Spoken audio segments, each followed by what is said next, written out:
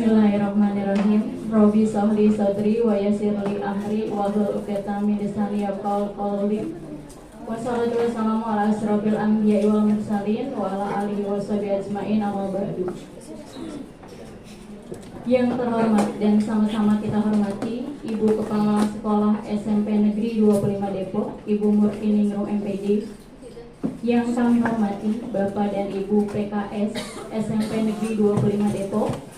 Dan yang kami hormati Bapak dan Ibu guru hebat SMP Negeri 25 Depok, yang hebat-hebat semuanya. Saya ucapkan salam dan bahagia untuk kita semua. Mudah-mudahan pada hari ini kita dapat mendengarkan diseminasi dari rekan calon guru penggerak kita. Puji dan syukur pada Allah Subhanahu wa Ta'ala yang telah melimpahkan begitu banyak rahmat dan hidayahnya, sehingga pada hari ini kita dapat berkumpul di sini untuk melaksanakan kegiatan diseminasi budaya positif dari calon guru penggerak angkatan 10, yaitu Ibu Ahram Aruni SPD. Salawat teriring salam, marilah kita sampaikan kepada Nabi Muhammad SAW. Semoga kita semua mendapatkan syafaat beliau di yaumil akhir nanti. Amin ya robbal alamin. Bapak dan Ibu semuanya, salah satu rekan guru kita, Ibu Arum Aruni ini sedang mengikuti pendidikan guru penggerak angkatan 10. Mudah-mudahan Bu Arum ini dimudahkan dalam pendidikan guru penggeraknya dan lulus menjadi guru penggerak. Amin ya rabbal alamin. Sebagai salah satu syarat beliau untuk lulus menjadi guru penggerak, diantaranya yaitu kemarin salah satunya kegiatannya adalah membuat diskusi untuk visi dan misi. Kemudian yang hari ini adalah diseminasi budaya positif. Mudah-mudahan nanti kita akan dengarkan bersama apa itu budaya positif dan menjadi manfaat bagi kita semuanya. Untuk kegiatan pada hari ini, susunan acaranya yang pertama adalah pembukaan, yang kedua sambutan dan arahan dari Ibu Kepala Sekolah, kemudian yang ketiga pemaparan materi oleh Ibu Arum, yang keempat tanya jawab, dan yang kelima adalah penutup. Agar acara ini berjalan dengan lancar, marilah sama-sama Bapak Ibu semuanya kita buka acara ini dengan membaca basmalah bersama.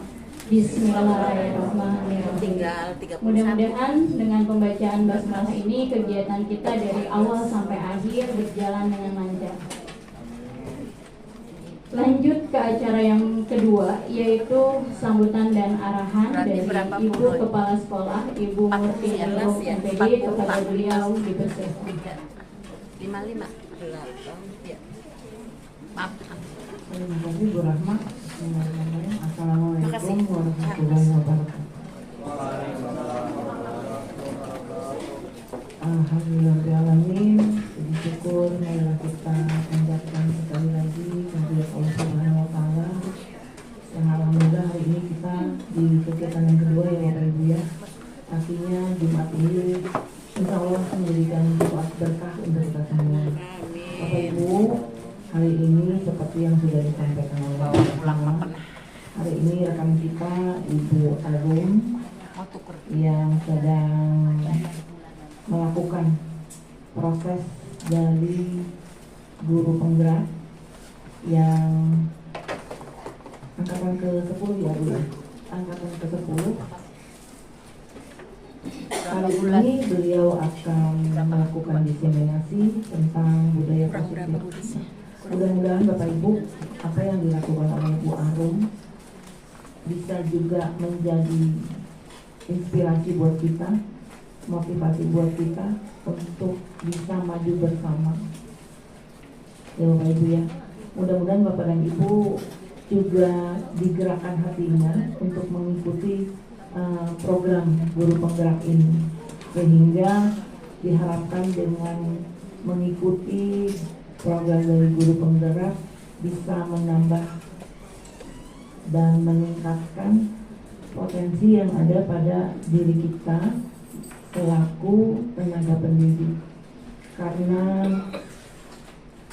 semakin hari bukan semakin menurun kendalanya ya Bapak Ibu ya, tapi semakin meningkat.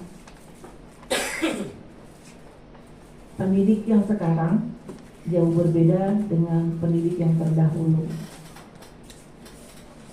Tantangan semakin besar. Kalau kita hanya diam saja di tempat, maka tidak akan ada perubahan ketika kita melaksanakan tugas dan kewajiban kita selaku pendidik. Tapi kita harus terus bergerak mengikuti perkembangan zaman, karena semakin berkembang zaman, semakin besar juga tantangan buat kita. Ya, dan mudah-mudahan budaya positif yang akan disampaikan pada diseminasi kali ini bisa membawa perubahan baik untuk keluarga besar kita di sini. Tidak hanya kepada Bapak dan Ibu selaku pendidik, tapi juga kepada anggota keluarga besar kita yang berada di tata usaha ataupun keluarga besar kita juga selaku di Caraka dan di security. Karena intinya kita adalah keluarga besar, itu Bapak ya. Jadi kita harus bisa melakukan bersama. Bersama kita pasti bisa. Jadi bukan cuma ucapan bersama pasti bisa, tapi memang kalau kita melakukan bersama-sama, insya Allah itu akan bisa kita lakukan apapun kendalanya. Nah, budaya-budaya positif inilah yang akan membantu kita, mendorong kita untuk menemukan hal-hal terbaik dalam kita memberikan layanan yang terbaik juga untuk anak-anak kita.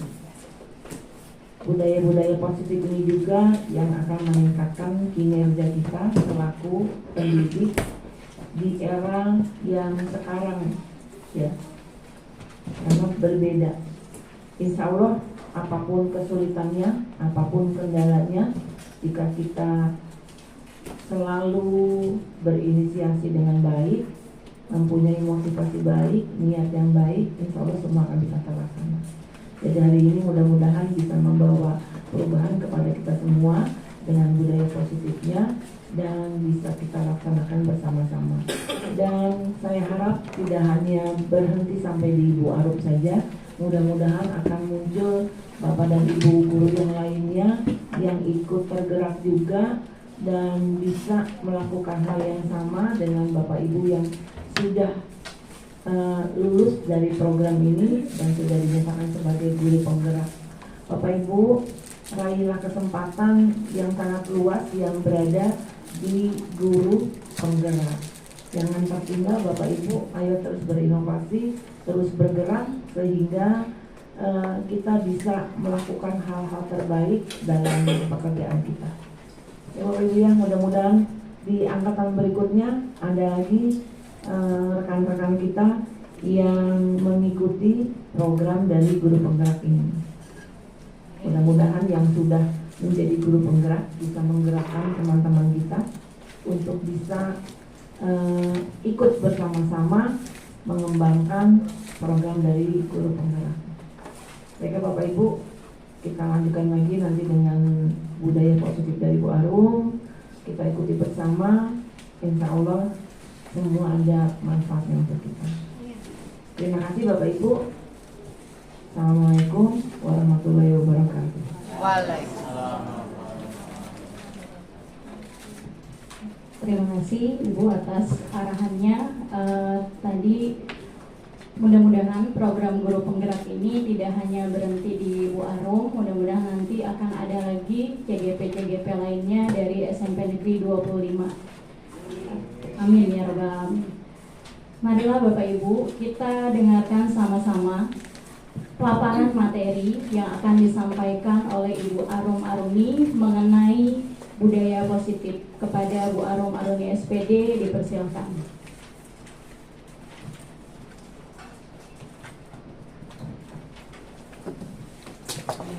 Saya berdiri, Bu. Terima kasih Bu Rahma selaku MC pada kegiatan hari ini. Bismillahirrahmanirrahim. Assalamualaikum warahmatullahi wabarakatuh. Sebelumnya yang saya hormati Ibu Murtiningrum selaku Kepala UPTD SMP Negeri 25 Depok. Yang saya hormati pula rekan-rekan guru dari SMP Negeri 25 Depok yang masih semangat ya sampai hari ini memberikan layanan terbaiknya kepada putra-putri kita, karena tadi kita sudah melaksanakan rapat kelulusan kelas 9. Mudah-mudahan nanti minggu depan ada kegiatan proses untuk PAT, kemudian mengolah nilai. Kita masih tetap diberikan kesehatan dan juga semangat untuk melaksanakan kewajiban kita sebagai seorang guru dan juga pendidik ya. Alhamdulillahirrahmanirrahim, kita panjatkan puji syukur kita kehadirat Allah Subhanahu wa Ta'ala yang sampai hari ini selalu memberikan kita nikmat ya, bermacam-macam nikmat ya, nikmat iman Islam, nikmat sehat dan juga sempat ya, sehingga kita masih bisa bertemu pagi hari ini dengan semangat yang luar biasa. Sebelumnya saya juga ucapkan terima kasih atas kesediaan waktu dari rekan-rekan semua menyempatkan waktunya untuk bisa mengikuti kegiatan diseminasi budaya positif pada hari ini. Salawat serta salam selalu kita curahkan kepada baginda Nabi Muhammad SAW. Mudah-mudahan kita mendapatkan sahabat beliau di yaumil akhir nanti ya. Amin ya rabbal alamin.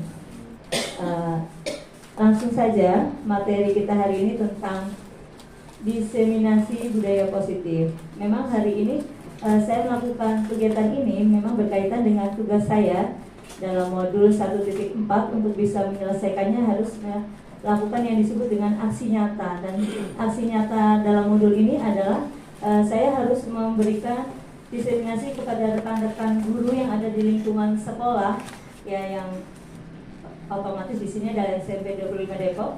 Saya harus menyampaikan ya, sehingga hal ini tidak berhenti hanya di saya tapi bisa sosialisasikan sehingga kita bisa membentuk membudayakan ya di lingkungan sekolah kita adalah budaya-budaya positif. Oke, nanti akan kita tahu apa sih itu budaya positif. Mungkin Bapak Ibu udah sering mendengarnya ya, sudah melakukannya, tapi mungkin ada juga yang masih udah melakukannya tapi masih belum ngeh kalau itu adalah bagian dari budaya positif yang kita lakukan. Oke, sebelumnya saya ada pertanyaan pemantik ya Bapak Ibu. Ibu Bapak setuju nggak dengan pernyataan ini? Pertama, hukuman dapat mendisiplinkan anak. Oke, simpan dulu jawabannya. Ya. Yang kedua, pemberian hukuman dengan hal positif seperti membaca atau membersihkan halaman sekolah dapat meningkatkan disiplin anak. Yang ketiga, memberi penghargaan dapat meningkatkan motivasi belajar anak. Oke, ini ada 3 pernyataan ya Bapak Ibu. Silakan Bapak Ibu setuju atau tidak dengan ketiga pernyataan ini. Ada yang mau berpendapat? Ini jawabnya cuma setuju dan tidak setuju aja kok Pak. Nggak akan ditanya alasannya apa. Oke. Setuju? Ada jawaban yang berbeda? Tadi saya dengar ada yang bilang setuju. Kata Ibu Win.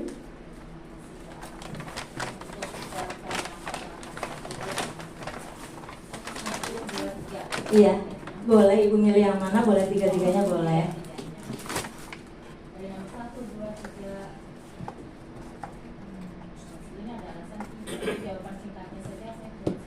Oke, terima kasih Bu Win. Ya, Bu Win dengan pernyataan ini dari ketiga-tiganya menyatakan tidak setuju. Ada pendapat lain? Pak Dika tadi yang dengan kencangnya. Oke, silakan Bu Roy.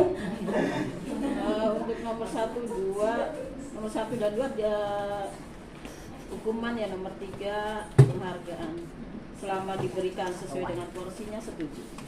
1 dan 2-nya bagaimana? Setuju juga. Setuju juga. Yang ketiga selama juga. Pas bumbunya, pas porsinya gitu. Pas porsinya. Oke, terima kasih Bu Roy atas pendapatnya. Ada lagi?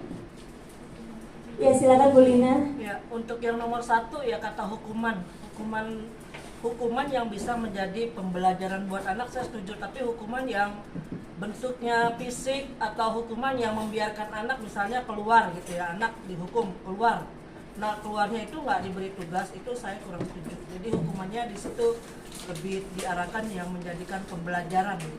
Misalnya disuruh mengerjakan tugas atau yang bisa mengubah kebiasaan menjadi jerak dengan kebiasaan buruknya. Oke, terima kasih Bu Lina. Setuju tapi sesuai dengan porsinya gitu ya. Terima kasih. Ada lagi yang berpendapat, ini 3 orang yang berpendapat semuanya ibu-ibu. Ada yang bapak-bapaknya, mana suaranya? Mana suaranya? Tunjukkan suara Anda. Pak Saleh yang paling depan. Bagaimana dengan pernyataan ini, setuju atau tidak? Untuk poin 1 saya kurang setuju, untuk poin 2 saya setuju, poin ketiga saya setuju. Tidak setuju, tidak gitu. Oh, tidak, pertama tidak setuju, kedua setuju, ketiga tidak setuju. Oke, terima kasih Bapak Ibu semuanya. Terima kasih atas responnya, nggak apa-apa. Kita lihat berikutnya ya, itu pertanyaan pemantik. Nanti kita kaitkan dengan materi berikutnya. Oke. Dalam topik diseminasi hari ini, saya akan membahas tentang yang pertama adalah perubahan paradigma ya. Paradigma, jadi nanti dari teori kontrol. Yang kedua, disiplin positif dan nilai-nilai kebajikan universal. Ketiga, teori motivasi, hukuman, penghargaan, dan restitusi. 4, tentang keyakinan kelas. 5, tentang kebutuhan dasar manusia dan dunia berkualitas. 6, tentang restitusi. 5, posisi kontrol. Yang ketujuh, materi yang ketujuh adalah tentang restitusi, atau kita akan membahas tentang segitiga restitusi. Ya, sebelum kita beranjak ke materi yang akan kita bahas, kita ada permainan, namanya cobalah buka. Oke, saya minta Bapak Ibu menyiapkan kertas ya, kertas sepotong aja secari kertas. Ya, kemudian silakan Bapak Ibu tuliskan hal atau sesuatu yang sangat berharga bagi Anda. Silakan tulis sesuatu, benda, boleh sesuatu yang Ibu Bapak anggap itu adalah sangat berharga dalam kehidupan Bapak Ibu semuanya. Benda atau sesuatu yang sangat berharga dalam kehidupan Bapak Ibu, silakan ditulis dalam secari kertas. Kemudian Bapak Ibu lipat. Ya. Sudah. Nah, itu per amplop dilipat ya. Gak apa-apa kalau nggak ada isinya ya Bu. Ada isinya ya nggak apa-apa. Kasih uang. Oke. Kalau sudah, silakan cari teman ya di kanan kirinya, karena ini membutuhkan 2 orang ya. Jawabannya 1 atau 2? 1 aja, karena itu adalah sesuatu yang paling berharga. Bisa sesuatu, bisa berupa benda yang abstrak apa nyata? ya nyata. Bisa nyata, bisa kan sesuatu yang Anda anggap paling berharga apapun. Misal saya menuliskan anak ya, karena bagi saya anak adalah hal yang berharga. Misal karena setiap orang akan berbeda ya. Oke, silakan dengan kemudian Bapak Ibu genggam dengan kencang catatan tersebut. Kemudian minta teman sebelahnya ya, ini jadi akan membutuhkan 2 orang ya. Silakan, ini anggap saya A, Bu Murti B. Saya menggenggam, kemudian Bu Murti nanti permainannya bergantian. Boleh dengan cara merayu, boleh dengan cara istilahnya memberikan ancaman atau apapun, bagaimana caranya agar mendapatkan ini yang digenggam oleh teman satunya ya. Teman yang satunya adalah tadi menggoda, boleh merayu, boleh bahkan dengan cara dia mau memberikan yang ada dalam pikiran Bapak Ibu. Ini video ini. Boleh kasih uang. Lagi di video ini. Silakan Bapak. Video. Makanya siapa? Oke, praktekin. Maksudnya biar di video Oke. ini. Pilih. Ulangin. Oke. Ini contohnya Pak Eka dan Pak Saleh. Tapi gantian dulu yang membelah, yang ngerayu Pak Saleh dulu, ya. Boleh merayu, boleh dengan apa kayak semacam ancaman, boleh dengan ditarik gitu. Ya, silakan. Nanti gantian. Hasilnya apa? Nanti. Kemudian silakan nanti sekarang gantian juga. Kalau tadi Pak Eka sudah ingin Pak Saleh, gantian Pak Saleh nanti yang nganuin Pak Eka. Ya, dengan cara memohon boleh, dengan cara agak kasih nggak? Boleh, gitu ya. Ya, jadi bagaimana reaksinya? Oke, bisa dimulai Di depan dong, Bu, di depan. saling. Di depan. Oke. Pak Eka maju kata Pak Saleh, berdiri di sini. Pak Saleh maju. Pak Saleh berdiri di sini biar kelihatan dalam frame video. Asik. Lagi Pak. Kesana dikit. Pak. Ini kesini. Kok coba kelihatan kan? Kan kita dengan cara Oh, dengan kirain nebak apa yang ditulis, bukan nebak apa yang ditulis, bukan ya? Oke, silakan. Oke. Saya dulu ya. Cuma Pak Eka nggak usah ikut nunjuknya. Nanti Pak Eka jatahnya nanti. Ya. Oh, nggak sabar aja. Ya. Ambil. Nggak kelihatan ya? Seseorang. Yang sangat berharga bagi hidup saya disimbolkan dengan Oke, baik Mas Soleh. Saya tahu ada dari kertas di dalam genggaman Mas Soleh. Iya tahu, jelas. Ada yang berharga ya? Oke, untuk saya ada taggingnya. Mas Soleh, coba tunjukkan simbol jari angka 1 itu gimana sih kalau 1, 2, 3, 4, 5. Enggak biasa ada 5.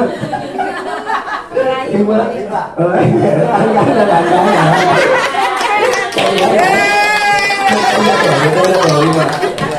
Tangan kanan aja. 6, 7, 8, 9, 10. Oke, pada akhirnya. Ada akhirnya. Nggak dapat. Lalu akhirnya jatuh kertasnya. Masalah jempolnya boleh melepas gitu. Oke, bisa kita bahas. Oke, tos. Tangan kanan nggak sopan, tangan kanan. Oke. Guru harus mencontohkan. Kasih aja, kan bisa dapat aja. Oke, cukup. Ya, ternyata Tangan buat Pak Eka. ternyata dengan berbagai cara yang dilakukan oleh Pak Eka, Pak Saleh sama sekali tidak mau memberikan apa yang dianggap berharganya. Ya. Iya benar. Apakah di ruangan sini, pertanyaan saya, adakah yang mau membuka hal tersebut ketika tadi dengan temannya, praktek dengan temannya? Enggak ah. Ada nggak yang dengan sukarela setelah dirayu langsung nih buat Dikasih. kamu gitu? Enggak. Nggak ada. Semuanya tetap dengan kalau tadi semuanya sepakat tidak mau memberikan kepada temannya yang lain itu tadi yang kita anggap berharga, coba saya ingin Bapak Ibu ada yang menjelaskan kenapa, alasan apa yang membuat Bapak Ibu tidak mau memberikan hal tersebut. Ada yang mau sukarela menjawab? Oke. Ada yang mau menjawab alasannya kenapa tidak mau membuka? Karena tadi di semua ruangan ini tidak ada satupun yang mau membuka hal tersebut atau memberikannya kepada orang yang minta. Ada yang mau menjawab? Oke, Pak Dedi. Ini mic-nya kabelnya terbatas. Tepuk tangan buat Pak Dedi yang sudah memulai. Tadi ada kasus ya tidak mau memberikan. Mungkin ini primer atau krusial ketika kehilangan sesuatu itu tidak bisa dilepas, pertahankan terus gitu seperti itu. Oke, terima kasih Pak Dedi. Karena itu adalah sesuatu yang krusial ya, dipertahankan dengan berbagai cara. Oke, terima kasih Pak Dedi. Ya, dari hal ini, dari tadi permainan cobalah buka, kita bisa membuat kesimpulan bahwa tindakan apapun, baik itu kita mau membuka maupun kita mempertahankannya, itu adalah sepenuhnya menjadi kontrol atau menjadi dari diri kita sendiri. Kitalah yang menentukan, kitalah yang mengontrol semua tindakan kita. Kita mau ngasih atau enggak, itu adalah terletak dari kita sendiri ya. Tidak terpengaruh oleh orang lain. Jadi semua tindakan ternyata itu adalah kontrolnya berada dalam diri kita sendiri. Maksudnya seperti itu. Ya. Ya, kita di sini memang akan membahas tentang perubahan paradigma teori kontrol ya. Jadi kita sekarang ini kadang kita tuh punya ilusi ya. Ilusi itu berarti sesuatu yang nggak nyata sebenarnya, tapi kita kadang suka meyakininya, padahal itu sebenarnya enggak gitu ya. Yang pertama adalah ilusi guru mengontrol murid ya. Kita beranggapan bahwa kita bisa mengontrol murid. Kayak itu hanya ilusi ternyata. Yang kedua, ilusi bahwa kritik dan membuat orang merasa bersalah dapat menguatkan karakter. Ya, kita berilusi ya, kita ngomong gitu ya ke murid yang bersalah gitu ya, dan kita menganggap bahwa itu bisa menguatkan karakter anak tersebut. Ya, yang ketiga, ilusi bahwa semua penguatan positif, efektif dan bermanfaat.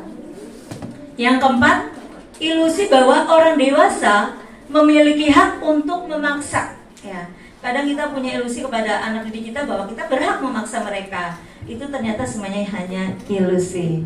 Ya, itu adalah perubahan paradigma teori kontrol ya, atau ilusi kontrol. Perubahan paradigma stimulus respon ke teori kontrol. Kita akan membahas sebenarnya siapa sih sesungguhnya yang memiliki kontrol ya.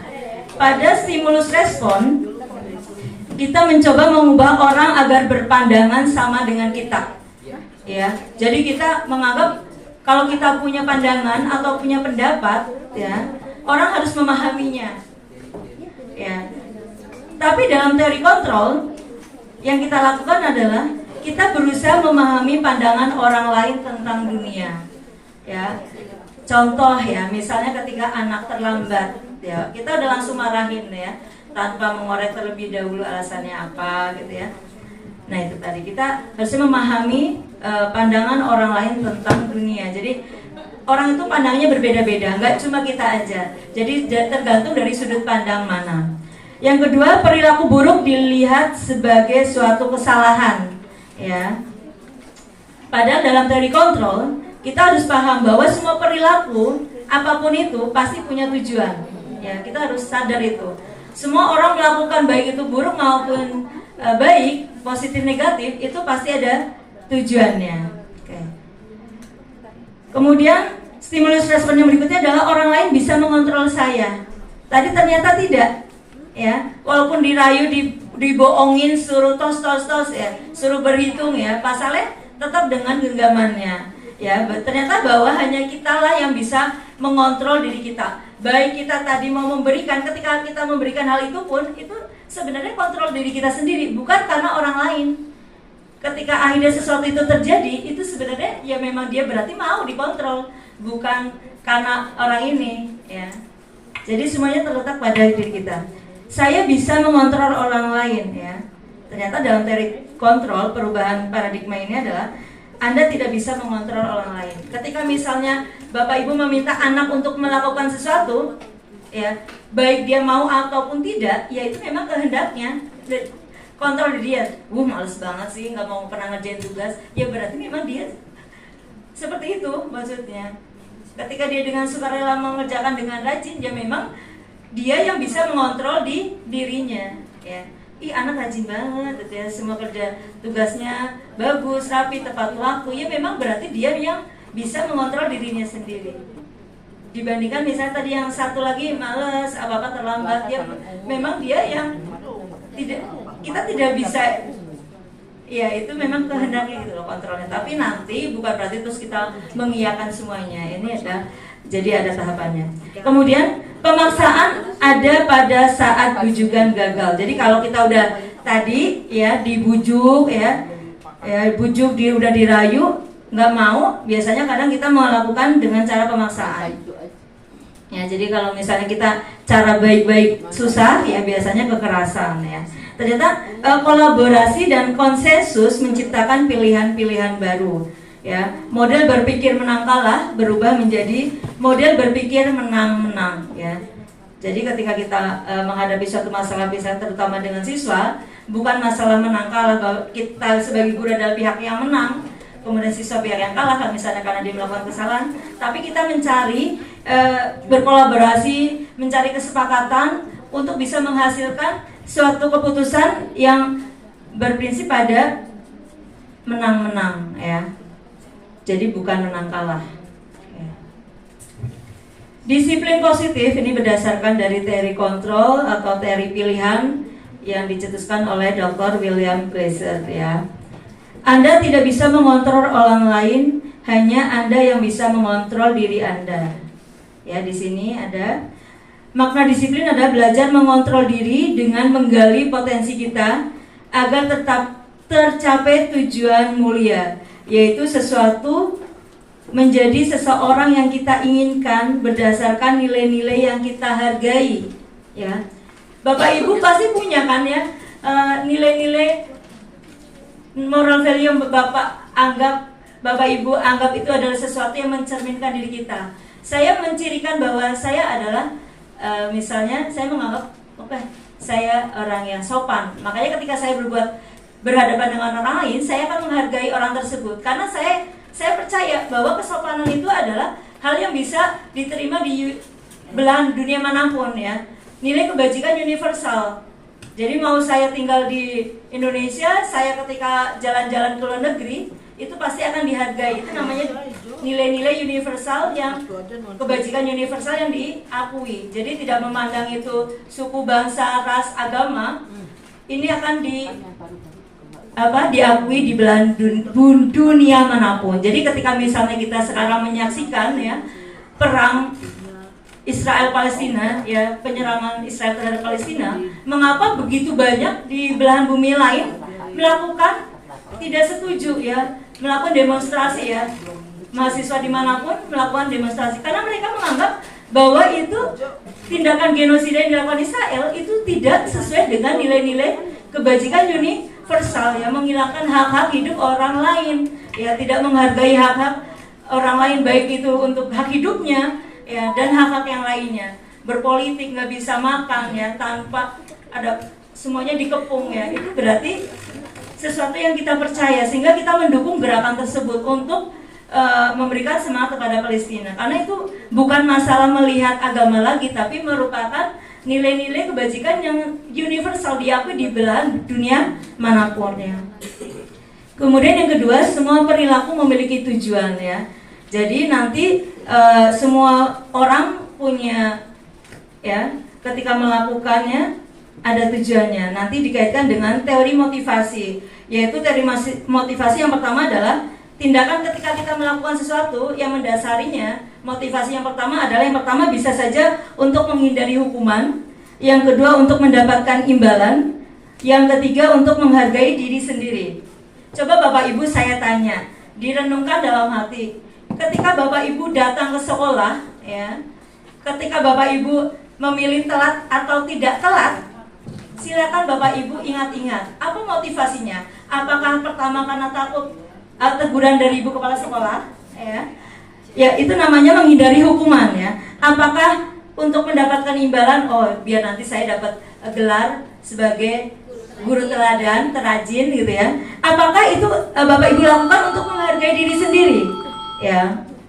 Kalau tadi motivasi yang pertama untuk menghindari hukuman, ya udah tadi contohnya anak ngerjain tugas asal ngerjain, yang penting dapat nilai, ya, biar nggak dimarahin. Aduh nanti saya kalau itu dapat itu namanya menghindari hukuman. Yang kedua tadi untuk mendapatkan imbalan, ya. Dari ketiga teori motivasi ini pasti kita melakukannya. Itulah yang mendasari kita melakukan suatu tindakan, ada motivasinya. Tadi bisa 3 tuh tadi, ya, menghindari hukuman, ya, mendapatkan imbalan, atau ingin menghargai diri sendiri, ya. Jadi nanti dari teori motivasi ini ada yang disebut kalau 1 dan 2 itu motivasinya adalah motivasi eksternal atau internal. 1 dan 2 motivasi apa? Tadi untuk mendapatkan yang pertama menghindari hukuman. Yang kedua untuk mendapatkan imbalan eksternal. Kalau yang ketiga untuk menghargai diri sendiri itu adalah motivasi internal ya, dari dalam diri atau disebut dengan motivasi intrinsik ya. Dari semua teori motivasi, yang ketiga inilah yang kita harapkan. Jadi baik guru maupun siswa ketika melakukan kewajibannya itu diharapkan adalah berasal dari dalam diri sendiri. Jadi bukan karena orang lain ya. Jadi ketika dia mengendalikan dirinya, karena tadi disiplin diri adalah menggali potensi kita agar tercapai tujuan mulia, yaitu sesuatu menjadi seseorang yang kita inginkan. Bapak Ibu pengennya jadi orang yang seperti apa sih? Ya itu lah yang mendasari ya. Kemudian tadi model berpikir menang-menang ya, kolaborasi dan konsensus mencapai pilihan-pilihan baru. Nanti setelah teori motivasi itu ada yang disebut dengan 5 posisi kontrol ya. Nanti pertama adalah posisi kontrol penghukum, kemudian 2 pembuat rasa bersalah, ketiga posisi sebagai teman, keempat posisi sebagai pemantau, dan yang kelima adalah posisi kontrol sebagai seorang manajer ya. Jadi ada 3 teori motivasi, ada 5 posisi kontrol. Jadi nanti kita ingin tahu selama ini Bapak Ibu melakukan apapun yang Bapak Ibu lakukan pada anak di posisi kontrol yang mana ya? Apakah sebagai penghukum ya? Misalnya ada anak terlambat. Kalau di posisi penghukum, misalnya A terlambat udah berapa menit? 20 misal. Lari ke lapangan, silakan keliling lapangan. Ya, itu berarti penghukum ya. Posisi penghukum. Yang kedua, pembuat rasa bersalah. Anak terlambat, kemudian Bapak Ibu ngomong, intinya kamu nggak kasihan sama ibu kamu, orang tua kamu, kan mereka sudah capek-capek loh membiayai kamu bisa sekolah, itu perjuangan. Kamu juga nggak kasihan sama saya?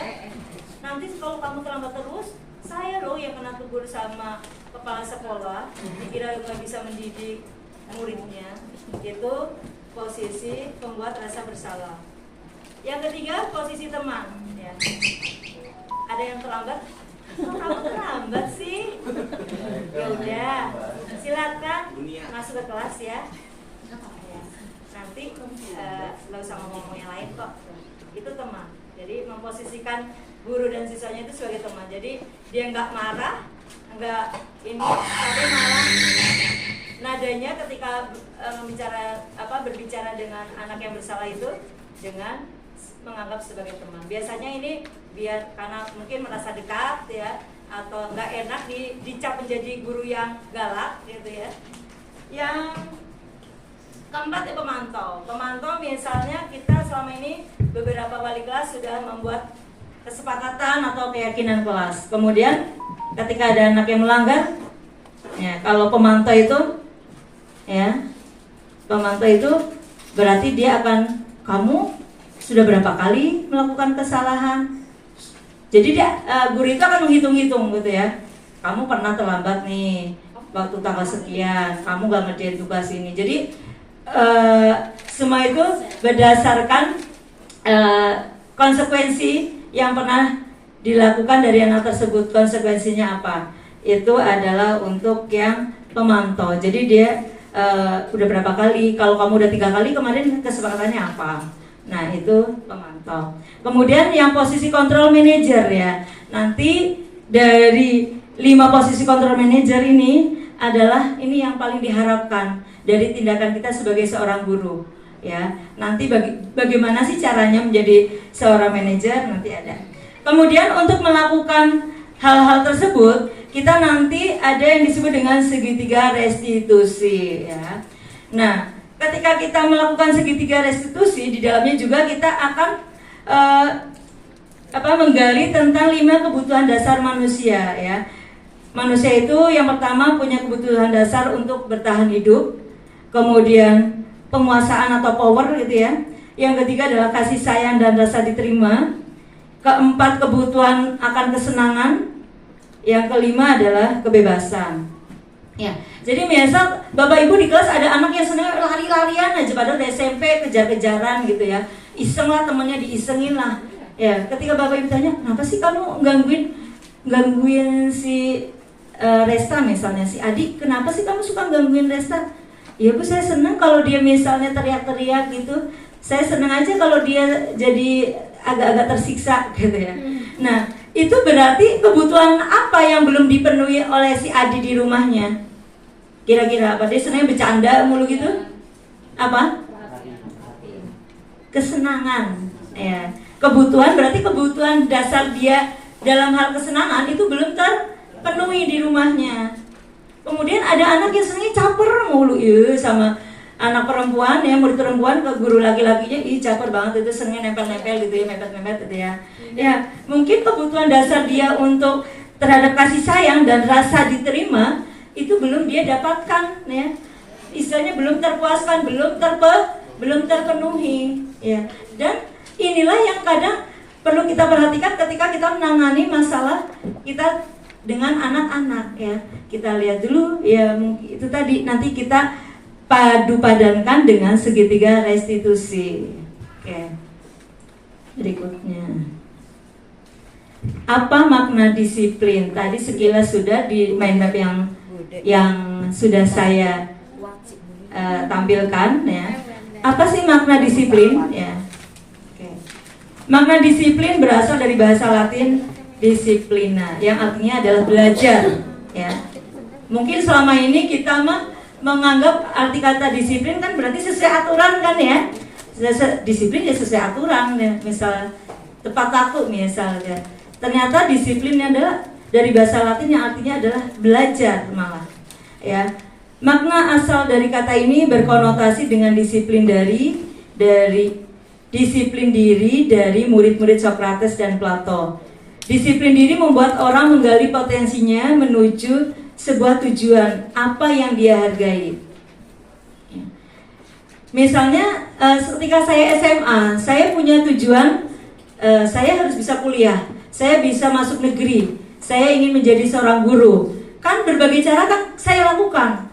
Nggak mungkin kan kalau saya pengennya ke masuk negeri terus males-malesan, tiap hari main game, kira-kira mungkin nggak seperti itu? Enggak kan ya? Berarti saya akan disiplin ya. Yang itu semua adalah berasal dari diri saya sendiri. Saya akan membagi waktu saya ya, tidak banyak bermain, mengorbankan istilahnya kesenangan saya biar bisa belajar dengan efektif ya. Karena punya tujuan yang saya hargai. Apa? Tadi bisa masuk perguruan tinggi negeri. Namun dalam budaya kita, makna kata disiplin telah berubah menjadi sesuatu yang dilakukan seseorang pada orang lain untuk mendapatkan kepatuhan ya, biar patuh. Kecenderungan umum adalah menghubungkan kata disiplin dengan ketidaknyamanan, bukan dengan apa yang kita hargai atau pencapaian suatu tujuan mulia. Ya, otomatis kita sebagai umat Muslim ya, tujuan akhirnya adalah masuk surga ya ketika nanti ya. Otomatis apa yang kita lakukan ya dihubungkan dengan disiplin ya, otomatis ibadahnya, sholatnya bagaimana, ya tepat waktu. Itu berarti kita punya tujuan, sesuatu yang kita hargai. Yang kita hargai apa? Tadi adalah akhirat ya, surga.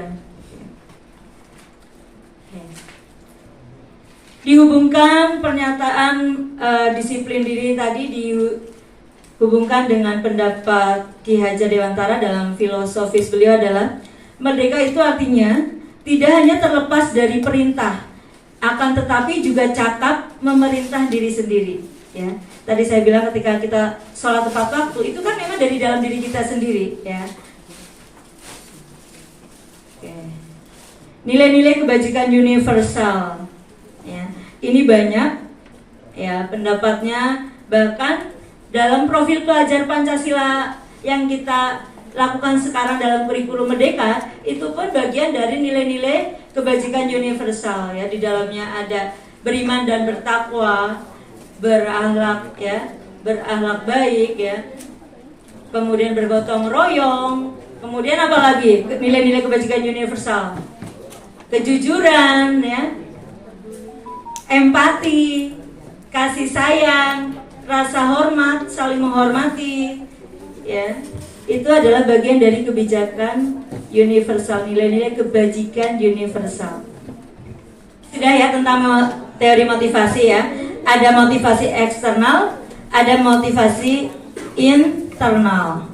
Ya, dari teori motivasi yang ketiga tadi adalah nomor 3 lah, yang menghargai diri sendiri, yang merupakan motivasi internal atau intrinsik. Dan inilah yang menjadi tujuan disiplin positif. Jadi kita berharap anak melakukan apapun itu adalah motivasinya dari dalam mereka sendiri. Ketika dia datang pagi, ketika dia rajin mengerjakan tugas, mengikuti pembelajaran dengan baik, itu adalah motivasinya dari dalam diri sendiri. Jadi baik ada guru maupun tidak ada guru, mereka akan tetap tertib ya. Itu menunjukkan bahwa mereka sudah melakukan disiplin positif ya. Bukan karena takut dimarahin oleh guru piket lagi. Ya cepat. Nah, dalam pelaksanaannya untuk mewujudkan disiplin positif, ini ada yang disebut dengan restitusi. Restitusi adalah, pasalnya silakan dibaca biar fokus.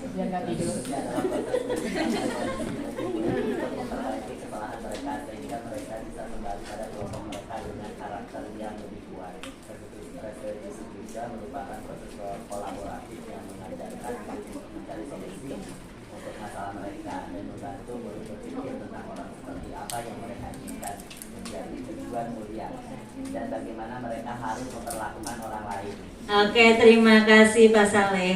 Jadi restitusi ini tokohnya adalah Gosen ya. Restitusi itu menciptakan kondisi bagi murid untuk memperbaiki kesalahan mereka, sehingga mereka bisa kembali pada kelompok mereka dengan karakter yang lebih kuat.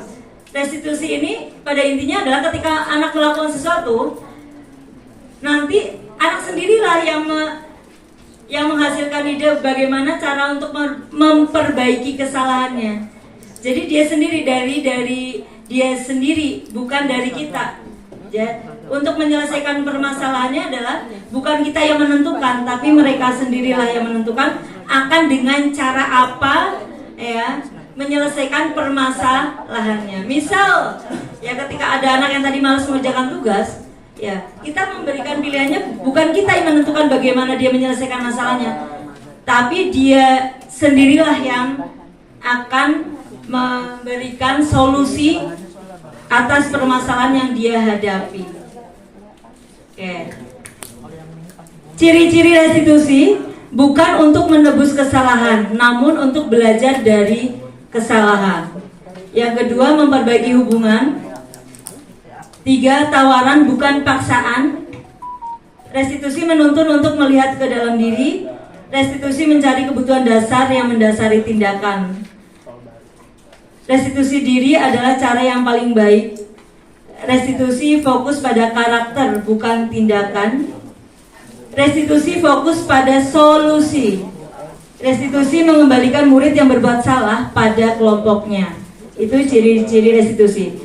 Bapak Ibu, ini ada contoh penerapan segitiga restitusi yang saya lakukan terhadap peristiwa pembulian yang dilakukan oleh Sultan terhadap Ika. Nah, bagaimana cara menyelesaikannya? Ini contohnya.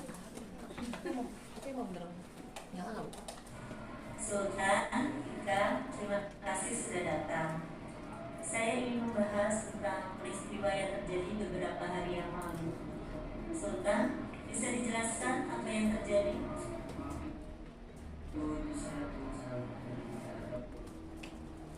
Tadi penerapan segitiga restitusi, kemudian tentang keyakinan kelas ya. Saya sudah mempraktikkan pembuatan keyakinan kelas ini di kelas 83 bersama anak-anak 83. Kemudian beberapa hari kemudian ketika saya masuk lagi yang biasanya kelasnya kotor ya, akhirnya ketika saya datang saya cuma ngomong, coba dia lihat kelasnya. Oh iya Bu, harus bersih ya, langsung pada ngambil sapu. Jadi yang biasanya sibuk, ini hari ini piketnya siapa gitu ya, itu jadi tanpa mengingatkan lagi mereka sudah paham. Oke. Mengapa tidak peraturan saja? Mengapa harus keyakinan kelas ya? Ini di sini ada beda tentang peraturan kelas dengan keyakinan kelas. Ketika kita membuat keyakinan kelas, isinya bukan kalimat tidak boleh datang terlambat. Enggak seperti itu namanya masih peraturan ya, harus piket tiap hari, itu namanya peraturan, bukan keyakinan. Bedanya dengan keyakinan itu adalah yang dituliskan adalah cukup kata kunci dari nilai-nilai kebajikan universal yang dipilih oleh anak-anak. Jadi semua pendapatnya adalah anak-anak. Misalnya contoh, kita menginginkan anak untuk tidak terjadi pembulian, mungkin salah satu keyakinan kelas yang ingin kita terapkan yang pertama adalah berarti saling menghormati. Jadi cukup ditulis saling menghormati. Kemudian nanti anak-anak boleh silakan maju menuliskan indikatornya apa aja sih namanya saling menghormati. Nah, nanti mereka silakan menulis sendiri. Dan dalam keyakinan kelas itu adalah gunakan kalimat yang positif ya, kalimat aktif bukan yang pasif. Jadi tidak menggunakan kalimat yang tidak boleh itu tidak seperti itu. Ya, itu bedanya peraturan kelas dengan keyakinan kelas. Kalau mereka meyakini bahwa ketika orang lain tidak boleh mengambil barang orang lain, berarti nilai kebajikan universal yang dituangkan dalam keyakinan kelas adalah tentang kejujuran ya, bahwa setiap orang tidak boleh mengambil hak barang lain tanpa izin ya. Kalau kita mengharapkan seperti itu ya, berarti kejujuran ya, bisa kejujuran. Nah, di sini ada diagramnya, urutan dari tahapan antara peraturan, keyakinan, lingkungan positif dan budaya positif. Jadi untuk menciptakan sebuah budaya positif, paling terkecil yang kita lakukan adalah tadi peraturan kelas, itu skupnya paling kecil. Ketika anak sudah muncul dalam motivasi intrinsiknya, itu muncullah keyakinan kelas. Jadi setingkat lebih tinggi daripada peraturan ya. Kemudian lebih luas lagi adalah akan tercipta kalau di dalam kelas masing-masing ini sudah bisa menjalankan disiplin diri dengan keyakinan kelasnya, akan tercipta disebut dengan lingkungan positif ya. Dan akan tercipta budaya positif kalau semua warga sekolah sudah bisa melakukannya. Jadi kalau misalnya selama ini kita lihat lingkungan sekolah kita misalnya sangat kotor gitu ya, berarti mungkin nilai kebajikan universal yang perlu kita tuangkan dalam keyakinan kelas adalah ya nilai kebersihan. Karena kita percaya bahwa kebersihan sebagai dari iman, bahwa dengan bersih terhindar dari penyakit, itu indikatornya. Sehingga ketika mereka sudah menjalankannya, ini akan tercipta lingkungan yang positif dan akhirnya membudaya menjadi sebuah budaya positif ya. Jadi urutannya tadi peraturan kelas, kemudian keyakinan kelas, lingkungan positif, kemudian yang terakhir adalah akan menjadi sebuah budaya positif ya. Ini contoh perbedaan antara keyakinan kelas dengan kesepakatan kelas ya. Kalau kesepakatan kelas, coba ini di sini ada dua. Mana yang keyakinan kelas, mana yang kesepakatan kelas? Boleh Bapak Ibu berpendapat, yang kiri atau yang kanan? Yang ini apa ini? Kesepakatan kelas ya. Oke. Yang ini, kami guru dan murid saling menyayangi keyakinan kelas. Berarti Pak Saleh sudah paham bedanya antara, tepuk tangan buat Pak Saleh ya, beda antara kesepakatan dengan keyakinan ya. Terima kasih Pak Saleh. Mirip ya tapi beda sedikit. Ini contoh pendalaman keyakinan kelas menggunakan tabel Y dan tabel T ya. Ini jadi yang dituliskan hanya nilai-nilai kebajikan universalnya. Misalnya tadi hormat, kemudian bekerja, kemudian diterima dan dimiliki. Kenapa menjadi sebuah keyakinan ya diterima dan dimiliki? Pernah nggak Bapak Ibu di kelas ada murid yang ketika kerja kelompok nggak diajak gitu ya? Jadi yang lainnya pada punya kelompok, dia enggak. Nah, padahal semua orang berhak untuk diterima dan dimiliki. Ya, kita harus memberikan ini ya kepada anak, jadi sehingga anak itu tidak merasa ya atau bahwa dia kok aku nggak diajak ya, kok aku sendiri, kan kasihan ya misal contoh.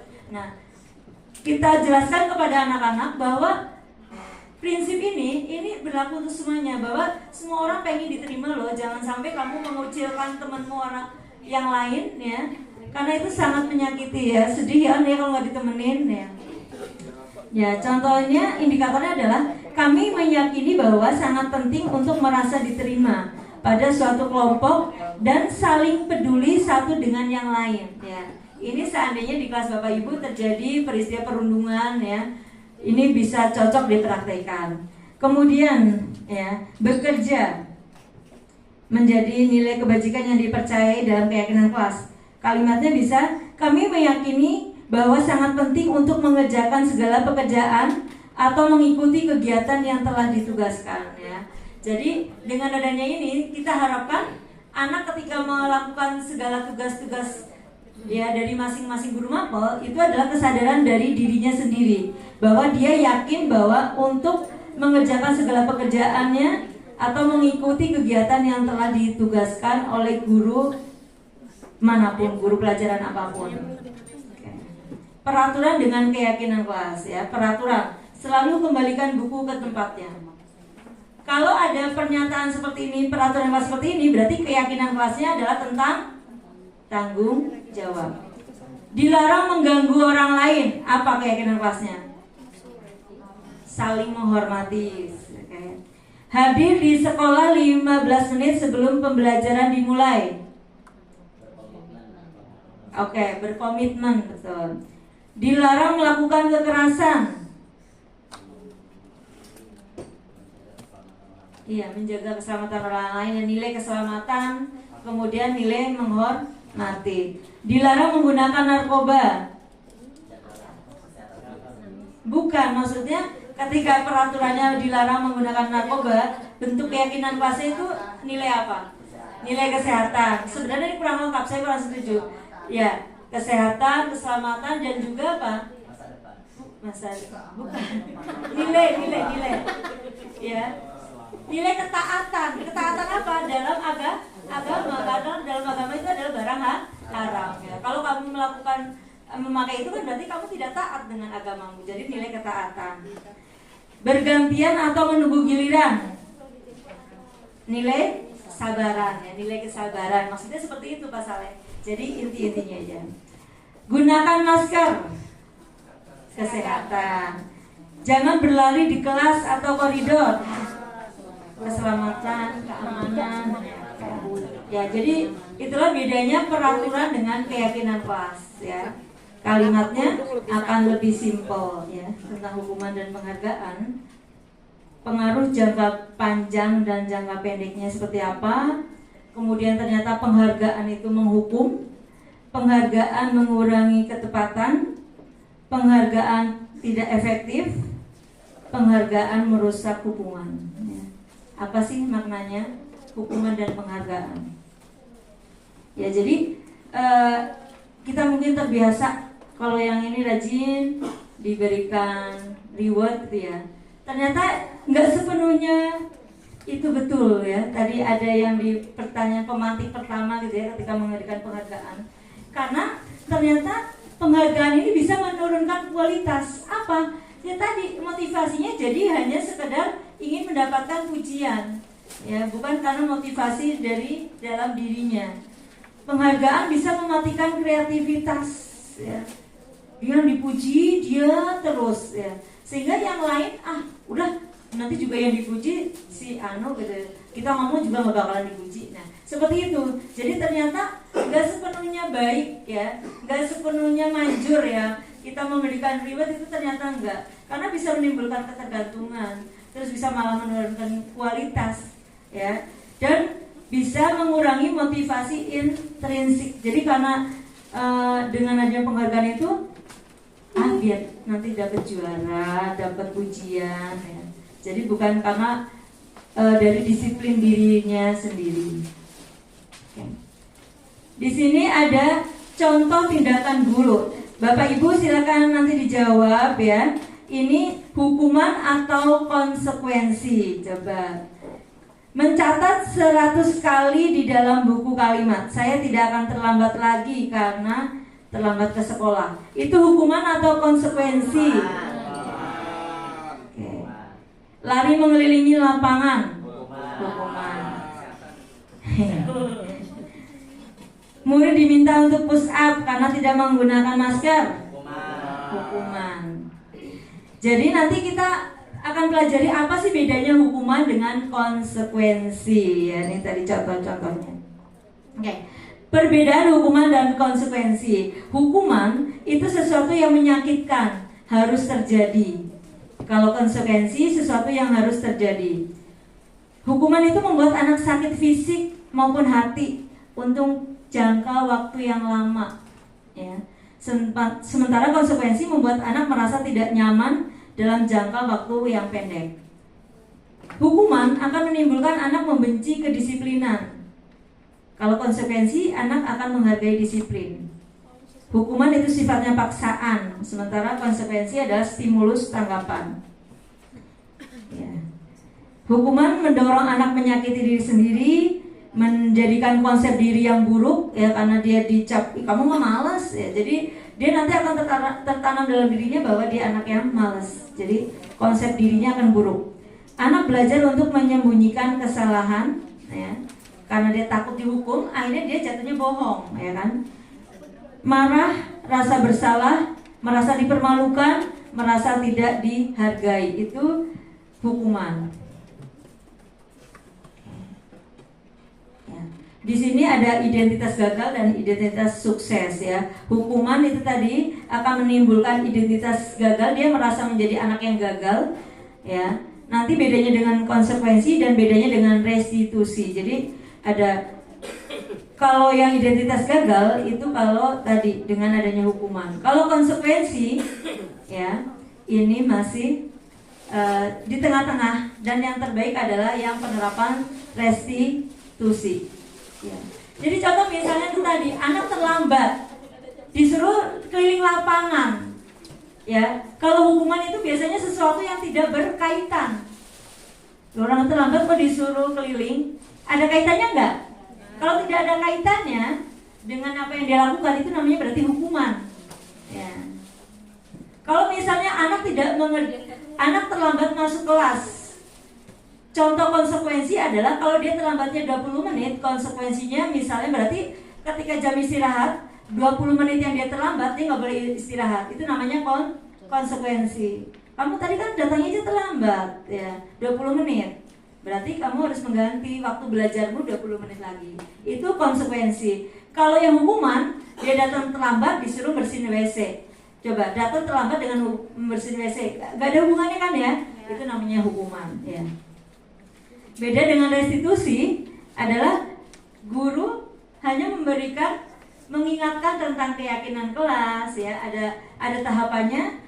Nah, kemudian untuk kamu sudah melakukan seperti ini, melanggar keyakinan apa?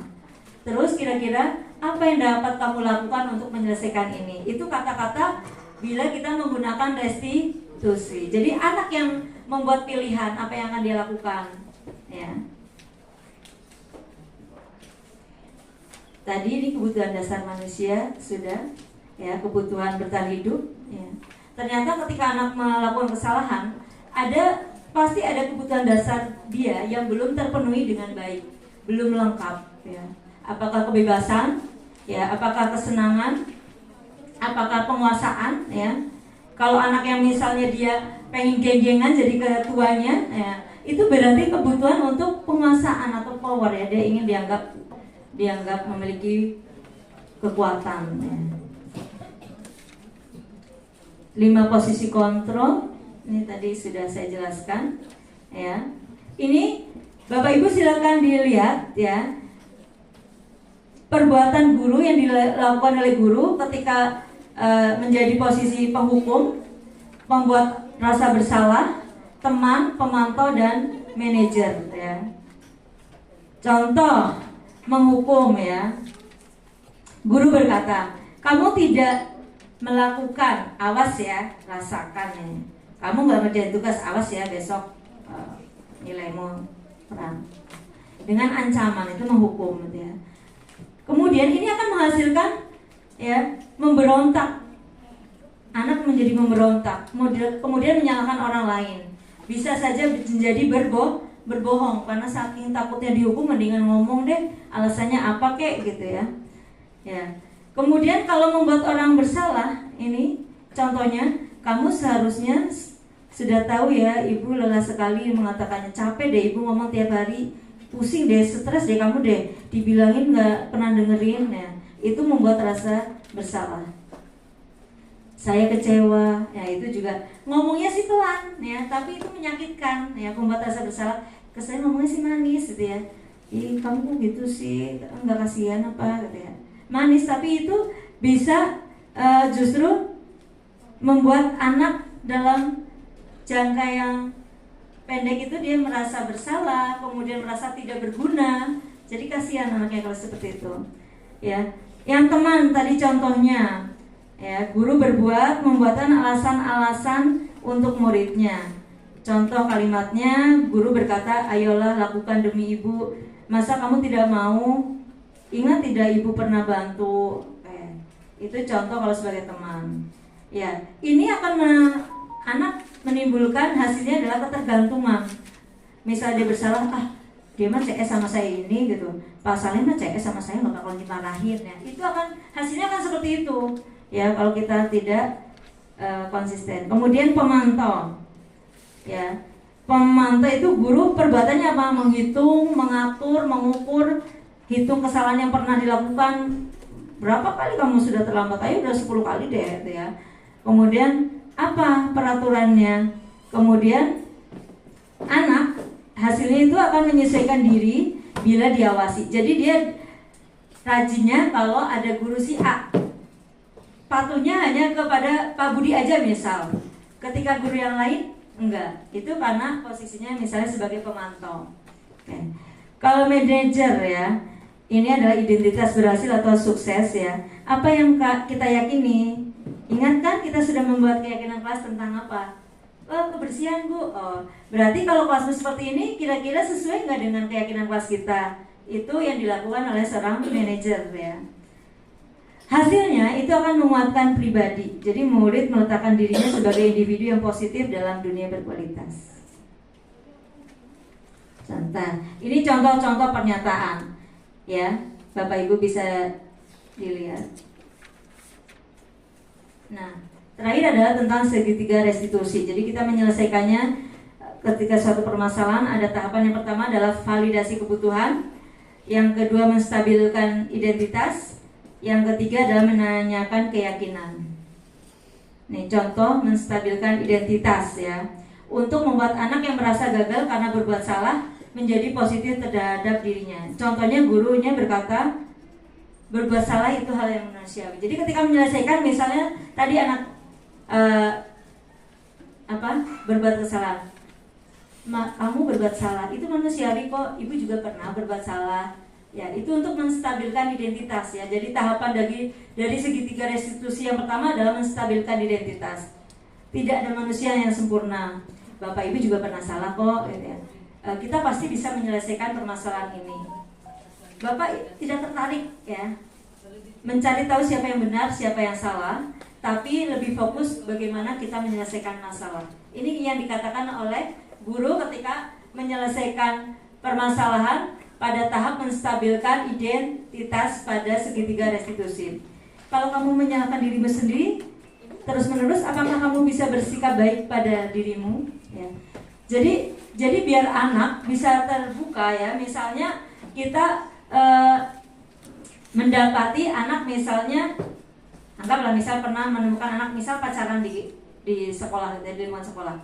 Oke, ketika dipanggil itu tahapannya yang kita lakukan pada anak. Jadi menstabilkan identitasnya. Jadi biar anak tidak merasa menjadi orang yang gagal. Maksudnya seperti itu. Biar dia bisa menjadi pribadi yang positif. Distabilkan dulu. Karena kalau Bapak Ibu langsung marahin, ya, dia akan merasa bahwa dia tadi mencitrakan dirinya adalah negatif. Yang kedua tahapan validasi kebutuhan. Ya, kita membantu siswa mengenali basic need-nya atau kebutuhan yang ingin dipenuhinya ketika melakukan kesalahan itu. Pada dasarnya setiap tindakan manusia tujuannya adalah memenuhi basic. Apakah itu tadi penguasaan, ya, kebebasan, cinta dan kasih, kemudian bertahan hidup, ya, survival. Guru berkata biasanya kalau untuk memvalidasi kebutuhan, kamu bisa saja kan ya melakukan hal yang lebih buruk, tapi kamu tidak melakukannya. Ya, berarti itu tadi memvalidasi keberanian. Kamu pasti punya alasan mengapa melakukannya. Anak nanti suruh menjelaskan. Apa sih yang kamu anggap penting dalam hidup ini? Kamu boleh tetap berusaha menjaga sikap itu, tapi tambahkan sikap yang lain. Maukah kamu belajar cara yang lain untuk mendapatkan yang kamu butuhkan tanpa harus memukul, misal anak yang berantem gitu ya? Apakah kamu bisa melakukan dengan lebih baik besok? Nah, ini adalah dalam tahap validasi kebutuhan. Jadi, kenapa sih kamu melakukan itu? Kok kamu pacaran di sekolah gitu ya? Ya, kita ingin tahu ya, apa tadi alasannya. Kemudian yang tahap yang ketiga adalah menanyakan keyakinan. Tadi contoh anak yang pacaran. Anak melihat kesalahannya dihubungkan dengan norma sosial dan nilai-nilai yang mendasari manusia berinteraksi dengan orang lain. Misalnya tadi pacaran berarti menyanangkan keyakinan. Coba, kira-kira apa yang kamu lakukan itu melanggar nilai apa, norma apa? Ya, nilai-nilai universal apa yang telah kita sepakati sama ini? Idealnya kamu sebagai anak itu harus seperti apa? Kamu masih SMP loh, gitu ya. Itu menanyakan keyakinan. Apa sih yang kamu rasakan ketika kamu melakukan itu? Kamu menjadi orang yang seperti apa? Kamu pacaran. Terus apa sih yang kamu rasakan ketika kamu melakukan itu? Melakukan pacaran di sekolah loh, gitu ya. Ya, karena kita melihat kesalahannya dihubungkan dengan norma sosial dan nilai-nilai mendasari manusia berinteraksi. Jadi kita hubungkan dengan nilai yang ada dalam agama, bisa dihubungkan dengan norma-norma sosial. Itu pemaparan saya tentang budaya positif ya. Ini ada refleksinya. Oke. Hal baru apa yang mengubah paradigma saya yang saya dapatkan? Maksudnya ini pertanyaan bagi Bapak Ibu. Ya, yang kedua, perasaan apa yang muncul selama mengikuti sesi ini, khususnya mengenai makna disiplin dan motivasi intrinsik. Peran Amo seperti apakah yang telah saya lakukan selama ini mengikuti sesi ini?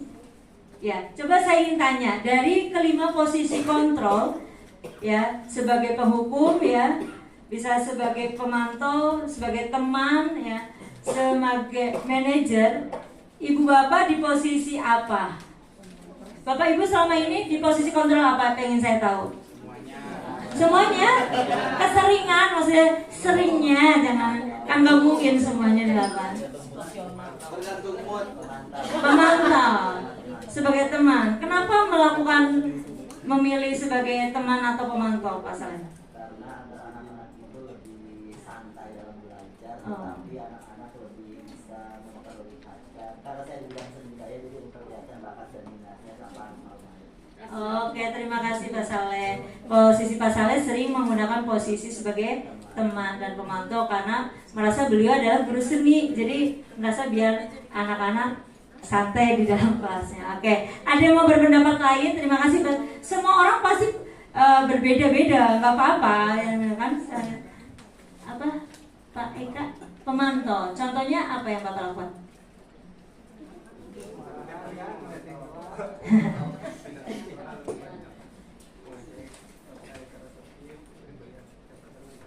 Oh ya, karena Bapak memegang data-data anak yang melakukan kesalahan ya, pemantau. Kamu melanggar udah 5 poin ini misalnya. Itu kalau pakai sistem poin. Dihitung. Poinmu dari 100 poin malah bukannya nambah malah minus ya. Nah, itu pemantau. Ya, karena pemantau itu capek. Capeknya adalah tadi harus ngitung, istilahnya harus mengingat-ingat itu kan ya. Terus lagi kekurangannya adalah apa? Kalau tidak ada Bapak sebagai pemantau, anak nggak ada kaitan ini gitu. Oke. Terima kasih Bapak Ibu atas kesediaan waktunya mengikuti kegiatan diseminasi budaya positif pada hari ini. Mudah-mudahan ya kita bisa menjalankannya ya dengan tadi motivasi intrinsik. Jadi bukan karena tindakan yang kita lakukan karena takut akan hukuman, bukan karena ingin mendapatkan pujian ya, tapi memang berasal dari diri sendiri sebagai bentuk menghargai diri. Bagaimana kita berusaha menjadi orang yang seperti apa yang kita harapkan. Kurang lebihnya saya minta maaf ya. Wassalamualaikum warahmatullahi wabarakatuh.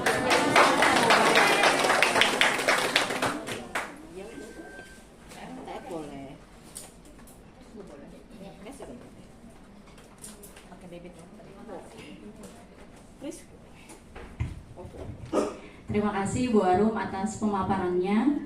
Sebelumnya mari kita beri aplaus sekali lagi untuk Bu Arum yang telah memberikan diseminasi mengenai budaya positif untuk kita semua. Sebelum saya simpulkan dan saya tutup, Bapak Ibu ada lagi yang mau memberikan tanggapannya? Ya, Bu Lina, silakan Bu Lina. Terima kasih. Jadi suaranya cukup ya, kedengaran. Diseminasi ini juga istilah baru yang saya dengar ya, barangkali juga yang lain. Dan di kurikulum Merdeka ini banyak istilah-istilah yang menggunakan bahasa luar yang perlu kita pahami ya, benar-benar maknanya. Diseminasi yang saya lihat dulu dari KBBI itu penyebarluasan ide atau gagasan ya. Dan ternyata bukan masalah budaya saja yang diseminasi ya, ada pengetahuan, ada apa lagi, teknologi ya, inovatif dan lainnya ya. Diseminasi yang kita yang ada di sekolah ini seperti yang disampaikan Bu Arum tadi, pemantau sebagai pemantau ketika saya jaga koperasi ya, banyak disiplin bahasa, disiplin kata-kata yang muncul dari anak-anak yang tidak sesuai gitu ya, yang menunjukkan perilaku yang tidak bagus dalam berbahasa. Misalnya menggunakan kata anjir, goblok gitu ya, itu sering bukan bodoh, goblok, dia mereka goblok banget sih lo gitu. Nah ini juga barangkali yang perlu kita sikapi sebagai guru ya di sekolah ya, ketika mereka sedang bergaul, apalagi ketika sedang pembelajaran kata-kata anjir itu muncul. Ini sebagai guru kadang-kadang ini ada pembiaran ya, itu sebaiknya ada peneguran atau supaya ada perubahan lah dalam mereka berbicara. Jadi jangan dibiarkan mereka mengucapkan kata anjir atau kata-kata kasar yang lainnya ya. Itu aja karena kaitannya dengan budaya, itu aja Bu Arum. Terima kasih atas pemaparannya. Ya, terima kasih Bu Lina. Bu Arum ada tanggapan?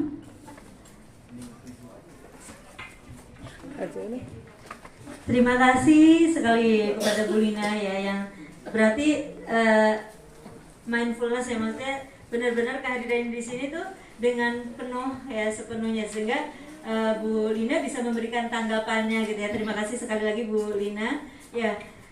Itulah memang tugas kita ya sebagai pendidik, itu memang tugasnya untuk menuntun ya, menuntun murid ya.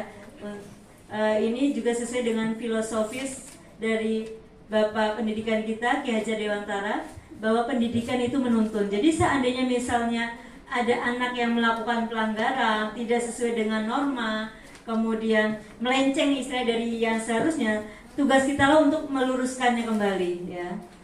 Jadi betul itu adalah tugas bersama, menciptakan bagaimana ini. Jadi ketika mereka berperilaku seperti itu, kita harap bukan karena takut ditegur, tapi saya harapkan kita semua berharap itu adalah menjadi sebuah budaya. Untuk berkata tadi berarti tentang kesopanan, ya kan? Kesopanan kan, biar ngomongnya juga bisa dijaga, nggak ngomong kata-kata yang kasar, kata-kata yang kotor ya. Mudah-mudahan ya ini kita dukung bersama. Jadi bukan hanya tugasnya guru agama saja, bukan cuma tugas guru PKN saja, tapi adalah ini PR kita bersama untuk bisa mewujudkan budaya positif di lingkungan sekolah kita. Terima kasih sekali lagi Bu Lina. Ya, Bapak Ibu, sudah cukup. Ada lagi yang mau memberikan pendapat atau tanggapannya? Sudah? Ya, Bapak Ibu semuanya, tadi kita mengenal beberapa istilah yang mungkin di PMM juga kemarin ketika Bapak Ibu mengisi ada istilah restitusi. Ya, biasanya mungkin Pak Saleh kenalnya Restiana. Sekarang di sini istilahnya restitusi. Ya. Kemudian ada hukuman ya.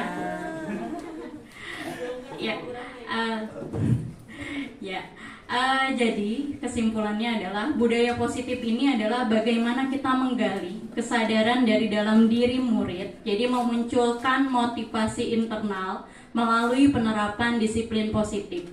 Nah, disiplin positif ini dimulai dari apa Bapak Ibu? Yang pertama adalah tadi sudah dijelaskan oleh Bu Arum, kita membuat yang namanya keyakinan kelas. Keyakinan kelas ini bukan berarti guru yang menentukan dalam kelas tersebut keyakinan kelasnya keyakinan kelas kita ini. Tapi ada tahapannya. Kita gali dulu anak-anak itu pingin nyaman di kelas, keyakinan mereka seperti apa. Nah, nanti dari keyakinan tersebut akan muncul motivasi internal berdasarkan nilai-nilai kebajikan universal. Kemudian, kalau sudah ada keyakinan kelas, ketika anak melakukan kesalahan, kita kembalikan dengan cara restitusi. Restitusi ini kita stabilkan dulu identitas dia. Ketika dia salah, kita stabilkan dulu identitasnya, kemudian kita validasi dulu tindakan yang salahnya, dan kita kembalikan kepada keyakinan kelas yang memang sudah dibuat. Kalau misalnya dengan cara restitusi, si anak ini udah bikin solusi, dia sudah berjanji berkali-kali tidak berhasil, gimana langkahnya? Kita kembalikan kepada peraturan sekolah yang ada, seperti itu. Nah, ketika anak melakukan kesalahan ini, tadi juga sudah disebutkan oleh Bu Arum, berarti ada kebutuhan dasar yang memang tidak terpenuhi. Yang tadi 5 kebutuhan dasar tadi, ketika dia telat, kemudian ketika dia tidak rapi, nah itu karena ada kebutuhan dasar yang tidak terpenuhi. Itu yang dapat saya simpulkan dari diseminasi untuk kegiatan budaya positif. Sekali lagi beri aplaus untuk Bu Arum. Semoga Bu Arum lulus menjadi guru penggerak angkatan 10. Amin ya robbal alamin. Marilah Bapak Ibu, kita akhiri acara pada hari ini dengan membaca hamdalah bersama. Alhamdulillahirabbil alamin. Wabillahi taufiq wal hidayah. Wassalamualaikum warahmatullahi wabarakatuh.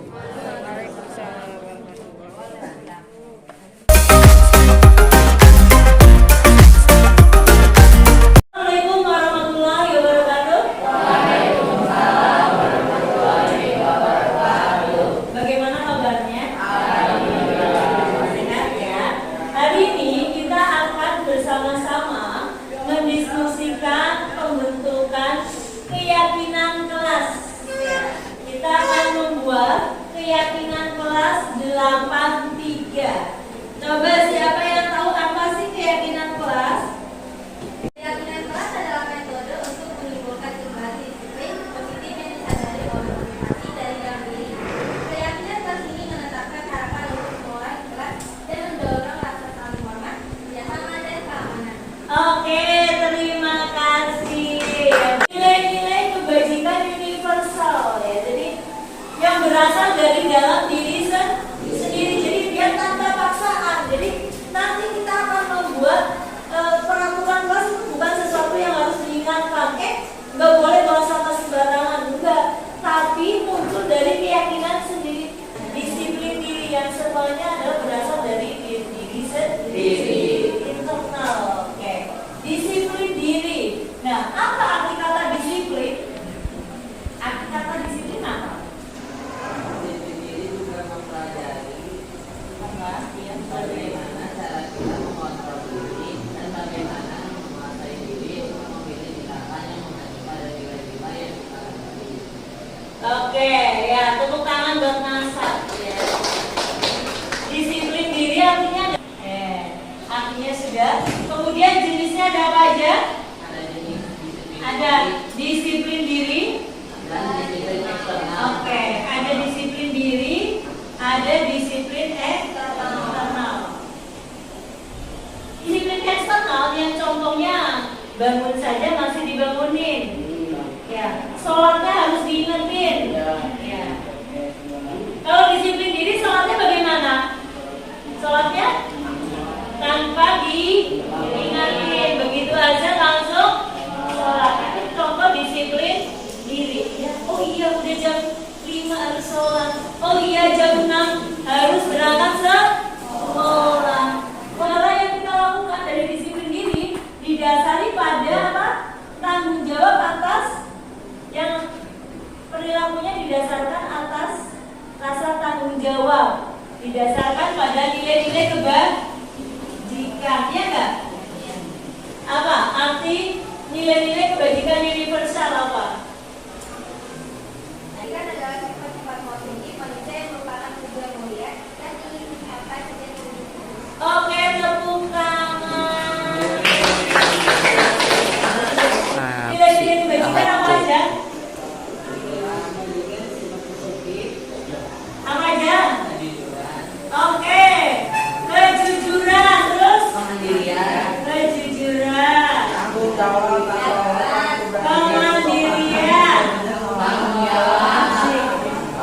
apa lagi? Tanggung jawab, oke. Apa lagi contohnya? Rasa hormat. Apa lagi? Hormat. Oke, kesopanan pintar. Kesopanan. Keberanian. Oke, apa lagi? Kesopanan udah. Kerjasama. Toleransi. Kasih sayang. Menghargai. Percaya diri. Empati. Terus apa lagi yang belum disebut? Banyak. Masih ada mungkin. Amanah, ya enggak? Amanah itu bisa dipercaya. Itu juga nilai nilai kebajikan universal. Amanah. Ikhlas juga bisa, betul. Terus apa lagi? Integritas ya. Integritas itu, wah, itu sangat pencapaian yang paling tinggi dari perilaku seseorang. Ketika sudah memiliki disiplin diri, integritas itu berarti sempurna dalam sifatnya. Jadi, apalagi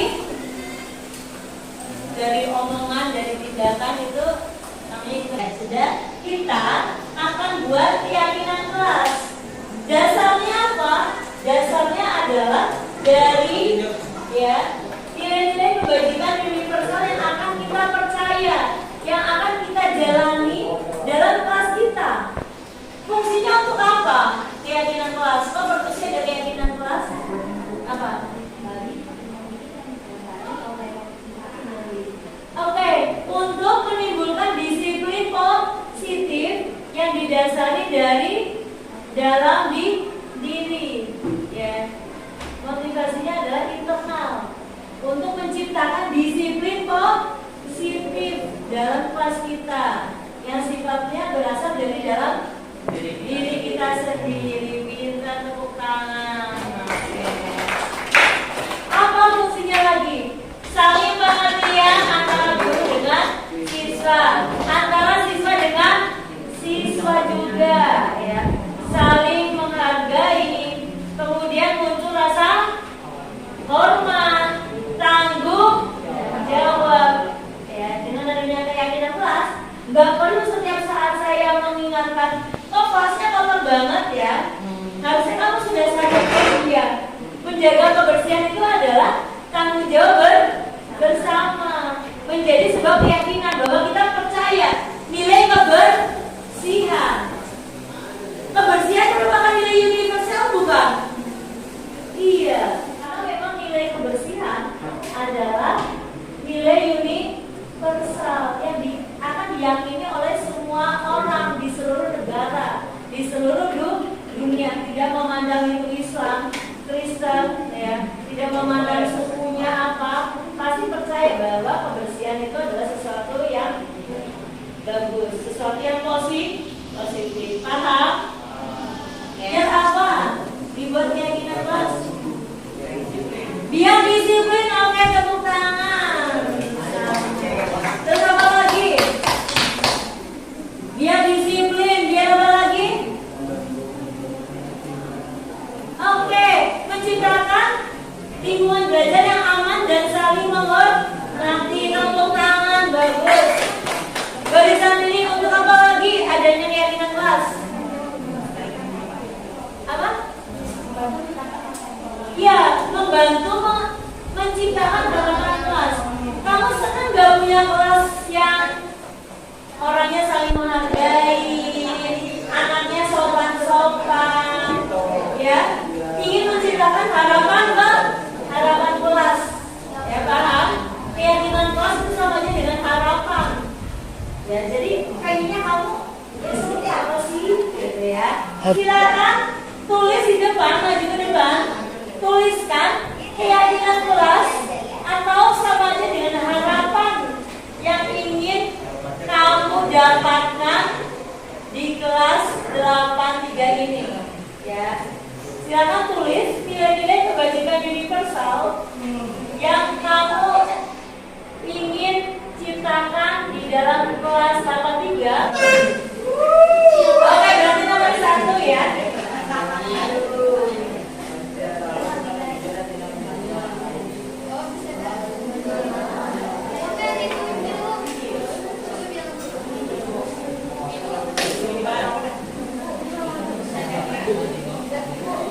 Oke ya, kejujuran tepuk tangan. Makasih.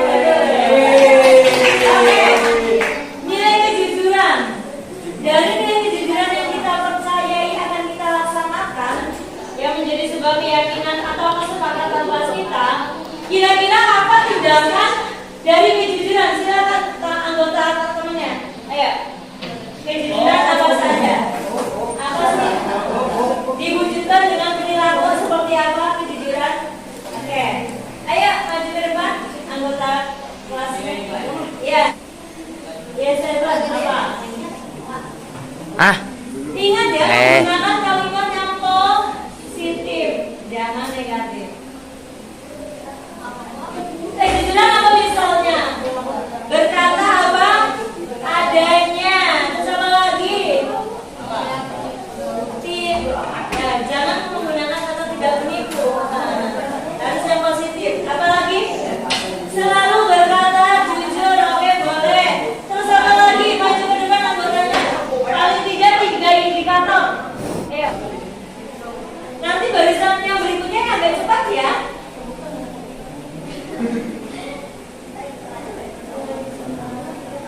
Apa?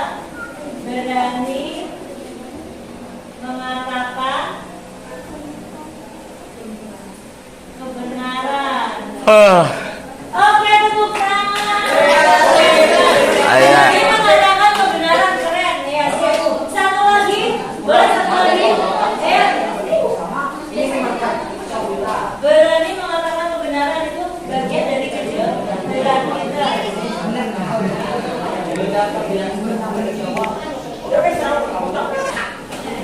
Kali 3 deh. Satu lagi apa? Kejujuran.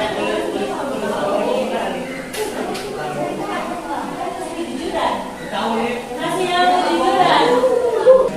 Oke, menepati janji boleh ya. Menepati janji. Menempati janji, ya saya menepati. Oke, Tepuk tangan. Selanjutnya, barisan ini untuk kesepakatan atau keyakinan kelas yang kedua, silakan. Apa? Ya. 2. Ya. Nanti temannya langsung disambung ya. Indikator dari keyakinan tersebut apa saja? Dibacanya apa? Teman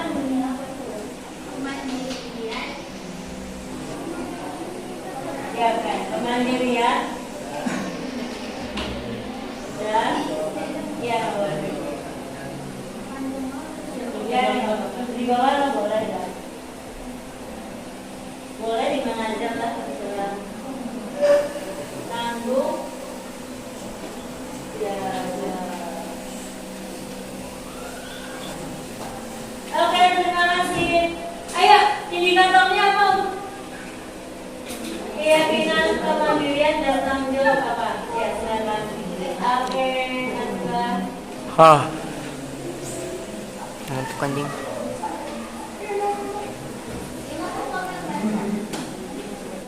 Jadi kita ingat ya, jujur itu menjadi nilai yang sedang kalian pilih. Jadi nanti ketika ada bertanya, kenapa kamu terlambat? Ya jujur saja, jangan nyari-nyari alasan macam-macam. Ya berani berkata sesuai kebenaran.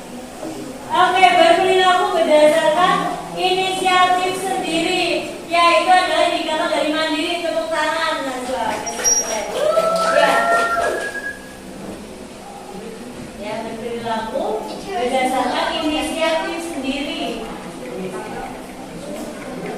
Ya, masih kemandirian, ketidak tergantungan terhadap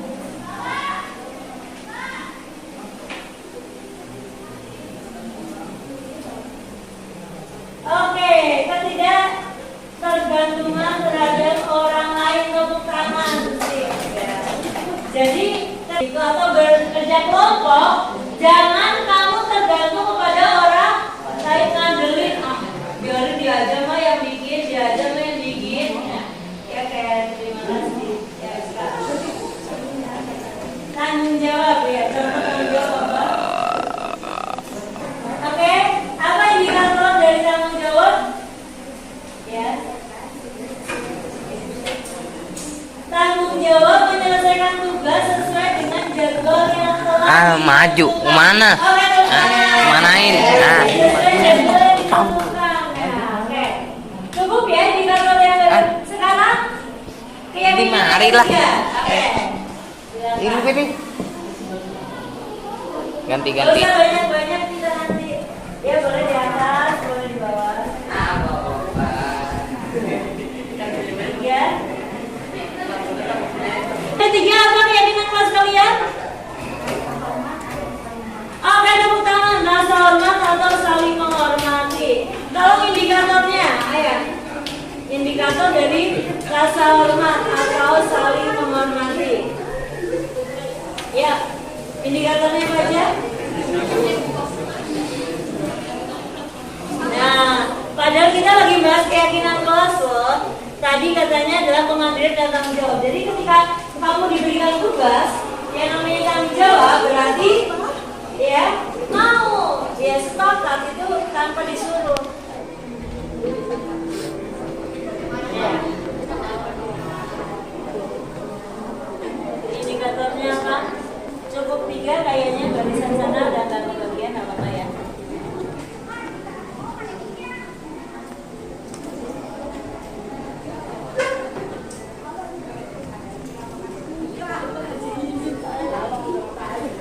Kami mendengarkan dengan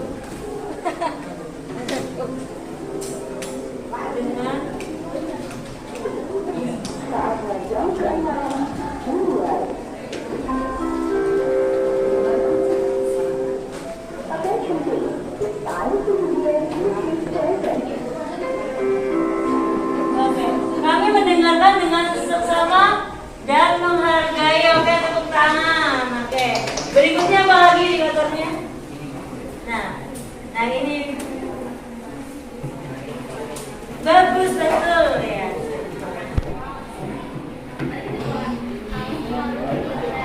Oke, boleh satu lagi, siap-siap maju ke depan biar agak cepat. Ya, satu lagi indikatornya dari set ini. Ya. Tolong dibacakan. Apa? Kami menggunakan bahasa sopan dan santun saat berkomunikasi. Oke, tepuk tangan. Terima kasih. Yang ketiga, boleh indikatornya satu lagi. Tadi kalian sudah membahas tentang keyakinan kelas yang sudah kita pilih. Nilai-nilai apa saja yang menjadi harapan kita sebagai kelas 83 untuk dilaksanakan bersama-sama agar tercipta disiplin positif ya. Tadi sudah ditulis. Coba saya minta salah satu dari kalian ada yang membacakan kembali. Jadi biar lebih jelas lagi keyakinan kelas kita atau kesepakatan kita. Oke, tepuk tangan Nasa, silakan. Silakan dibaca. Keyakinan kelas 83. 1. Kejujuran. Selalu berkata jujur, berani mengatakan kebenaran, menepati janji. 2. Kedamaian dan tanggung jawab. Berperilaku berdasarkan inisiatif sendiri, ketidaktergantungan terhadap orang lain, dan tanggung jawab menyelesaikan tugas sesuai dengan jadwal yang telah ditentukan. 3. Rasa hormat atau saling menghormati. Kami mendengarkan dengan seksama dan menghargai. Kami menggunakan bahasa sopan dan santun saat berkomunikasi, dan kami membantu orang lain membutuhkan dan selalu berusaha untuk menciptakan lingkungan yang